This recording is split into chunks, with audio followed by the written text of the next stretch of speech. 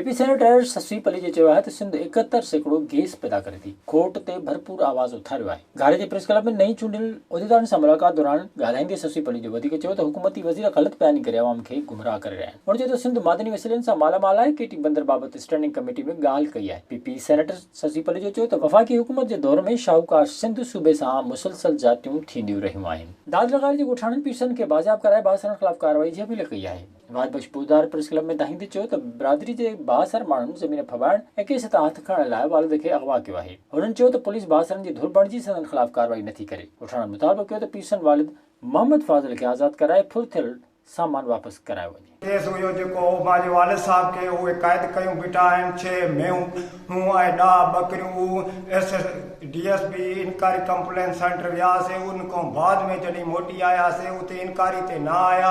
उनखां बाद मोटी आयासीं। मुंहिंजो मोटरसाइकिल बि फुर करे आहे। उनखां बाद में ANC दाख़िल कराई आहे ऐं मेडिकल लेटर बि मां वटि आहे त बि पुलिस उन्हनि सां बिट बणियल आहे। शहदादपुर में जो हथियारबंद पेट्रोल पंप जे अमले खे यरगमाल बणाए रोक रक़म ऐं मोबाइल फोन फुर करे विया। शाहपुर चाकर रोड ते गुलशन अनवर PSO पेट्रोल पंप तां 2 हथियारबंद हरीश कुमार ऐं रवि कुमार खां 50,000 रोक रक़म ऐं 42,000 रुपयनि जी मालियत जा 2 मोबाइल फोन फुर करे फरार थी विया। मुतासिरनि जो चवणु आहे त हुननि जवाबदारनि जो पीछो कयो पर जवाबदार फरार थी विया। जवाबदार गिरफ़्तार करे साणनि इंसाफ़ कयो वञे। विज़िट कयो अवामी आवाज़ मीडिया ग्रुप जी वेबसाइट awamiawaz.pk।